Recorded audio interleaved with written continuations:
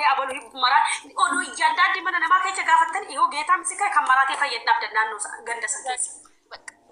Hiriyo tumsaatu daftari irratti hojjechiise. Bakka ganda san keessa dhabbani keessa bakki innis barnoota otoo baratu godhee jiru abalu bajjesuus basma amaa bullis yella mukko ndesi anannaga.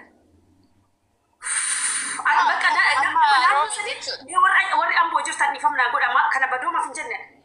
Warroonni ijoolleen keessanatti himtuuti seenaa micootanaa qabdi. Ishiin akkana taate micoota akkas gaaf tokko siraa akkatti boochuu nagarre natti maalii godhan jette yaadattu maraadhee fayyee hagaadhaatu maraattuudha naan jedhu kan jette ishiillee nama gaddaasaniiti. Koomantiin nama meeqa seenaa kiyya qabdeedhaan hundisaa namuma ganda keessanii san mindinoo hebayyesuus san injiru beeta achi naannoo san maskiinni beeta kiristaaniin charchiin injiru kan dhaqee seexana san dhaqee rukutu. Injiru gara keessan namni mana amantiin jiru bakka. Bakka laphee keeti beekta amantii yoo lapheedhaan jettedha bakka yoo lapheedhaan yeroo walitti dhufnu ani finni beenteedha kiristaana jechuudha. Bakka inni erganni akkas ta'ellee bakka ani duraanuu gargar baane bakka saba cheerchidhumatti wal barree mana barnootaattis akkasumatti waliin barachaa turre wal fuunee maatii keenya beeksisnee wal fuunee jechuudha gaa'ilumaan jechuudha. Dura wal yaadnee maatii keenya. Ani naannoon arsii gandaan itti dhaladhe sammuu rabbi kan beeku kan maraatu kan marabbi maraachi. Kan marabbi kan rabbu marraa dhufee maraate mana abalutti godhe si jammar seexan naannoo sana iluu dhayyuu qabu. Ganam asii ila akka biyya arabaa kana firmaata irraa maaltu jiru. Maskida jiraami asii wazaana jedhuun dhageechu asii wazaana jedhuun dhageechu achi yoo du'aa godhan gizee fa'aa ramadaanaa fa'aa gizee taraawula salaati akka miti dasama jedhe.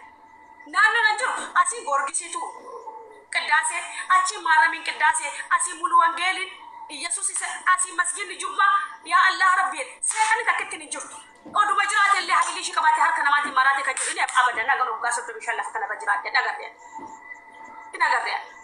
kan garuu mana keekene rabbi dubartiin illee oduu argitane kan guyyaa guddutti gurgurtu galgal waanuma ofirraa qabdu urgufatte kan amantii musliimaa ta'e kaara masjida ishii salaatte salaan kunatti ga'e jette kan pheentes taate sanbataa filaa dhiqattee bareeddee charchii ishii ortodoksiin keenya ganamaaf galgal ofirra buqqoo dura bataskanan tasaallamee dhufa bataskanan dhugadhee dhufa galgaloo indee qodaqeen tasaallamee dhufa odoo bunan nuki deemte rabbi ishii itti mattee dhufa jecha seetan naan gurraa qaba kan naannoo keenya sun jiru ammallee akkuma dursaniin akkuma dur kun oromoo maal jedhasanii tara bakka Yesuus ishii bichaa miti bara rabbi an seenaan ganda sanii keessa ijoolleen itti himtan gurra na duuta abaloo akkana abalutti godhee abaloo akkana ta'e fayyaa kan qabu moo darbitan abaluu maraatee fayyaa abaluu hidhamee fayyaa abaloo akkas ta'e fayyaa abaloo akkas ta'e madaanaa lamni sikkira ani jiru naannoo arsii an arsii tan dhaladhee guddaa'ee nagarree rabbi galannaa goo musliimiin dhufa jummaa isaa ta'u guyyaa gabaa salaannoo ga'e bishaan naa kadeedha fuudhee bishaan kadinaaf warri amantii waan irratti salaatu dha naqalaa geedhaadhee saaxinii keechaa baasnee naqalaa miicamaa irratti salaateen nuu deebise. Rabbi dubartiin durga nama abboroo kaatee horii yaasin jirtu amma buna rukutuun hin jiru beekas kana dhaqxee tasaallamtee dhaqxee rabbi ishitti mattee galtee buna ishii rukutti. Peentee argitanii jirtu maashaallah. Yaa dhaqanii haa urgufaman malee akka dhaqanii akkuma amantaa sana deemaniituma waldaa sana dhaqanii waaqeffatanii deemu.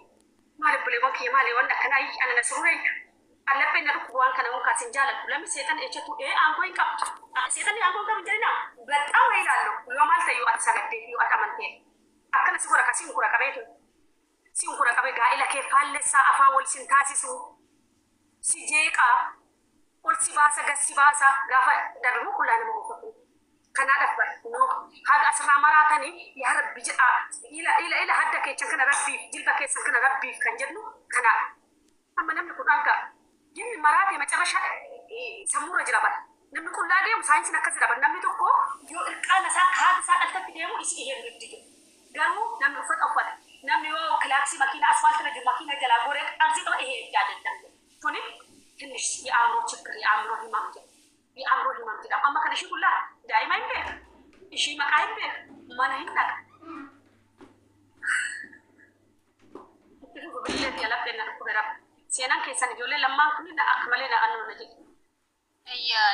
Kun egaa ergaan gari isaan gargar. Amma kana dhaggeeffata samaanaa maali? Amma kanarraa nama dhukkubaarra samaanaa maal buustare? Akkamitti beeka waa'ee samaanaa? Akkanaan jedhan amma fakkeenyaaf foolkaasa ta'anii guyyaa tokko argeetan akka tasaa jechuudha. Amma naayiraatti argeetan akka nama xiyyitiin dhayetti baqadhe jechuudha. Na barbaada nan dhiisu yookiin na ajjeesa yookiin waa tokko na godhe. Kanaaf jecha bakka oduu nama baay'isanii yoo ishii arge beefayyuu danda'a oduu hidhanii akka waa sin goone harka suuka sidhanii isiitti mul'isan yoo maal jedha laata? Yoo namni fakkeenya maqaa kiyyallee sobanii maqaa koo fa'aa biratti yoo dhaan nama sanaan yaata bakka baay'ee wal jaaladhan barbaachuu baay'een jaaladhan jechuudha. Maaliif abbaa mana kiyya jalqabaati? Kanan dhagaa kunoo ani ergesi nuu si caala garaan dhukkubsa abbaa manaa kee maatiin jaalanne ayyoo abbaa daa'ima keetii amma ani amma ergesa faana gargabbaa'ee waggaa sagal garuu dagachuu hin dandeenye jechuudha. Jireenya haaraas jiraachuu hin dandeenye bakka maal laa godhan jira bakka jireenya haaraa kan biraas nama bakka yeroo bakka inni akkas ta'e yeroo namni naan jedhu bakka na dhaga'ama bakka inni akkas ta'e ani akkamittiin heeruma jireenya. Boyna doko boy rabbi kam do kana do boyna bay dasse bilo ko in elawan to konsittima bishana fida maatiin si jaallachuu baate situ jireenya kee murteeffata. Maatiin gidduu galuu baate I don't care inni si ilaallatu dhimma isaaniiti isaan jireenya kee siin jiraatan. Abbaa manaa kee faana siin jiraatan isaan situ wajjin jiraata. Dhagaama miti sagalee koo.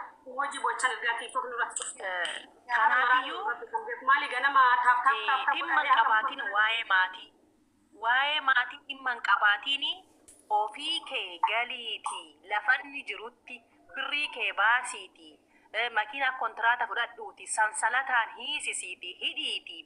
Yoo barbaadde mana amantaa yoo barbaaduu baatte Amaanu'eel qarshii kee baastee waraqaa baasistee naannoorraa muluu kan inni ittiin sammuusaa dhabe kana mirkaneeffattu mana yaalaarraa waraqaa baafattee geessuu hin dandeessa. Waa'ee maatii keessaa bayaati. Maatiin si faana hin jiraatu abbaa manaa kee duukaa situ abbaa manaa kee duukaa jiraata.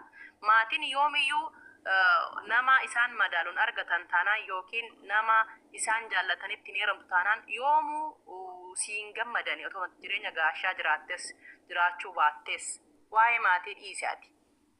Maatiin kee ijoollee kee sababa maatii kan biyyaarra caalatti na baase bakka isatu kunooti jaalattee amma kun amma namatti jaalattee laata imnaan jedhanii jechuudha. Ani gaafan dhufuu gaafan jalqaba deemus namni nan deemsisni biyya arabaa kan ergan achi ga'ee poortiif agayetan ammallee qunqiyyaan hin deeme jechuudha. Gizee lachuun Dubaayis deemee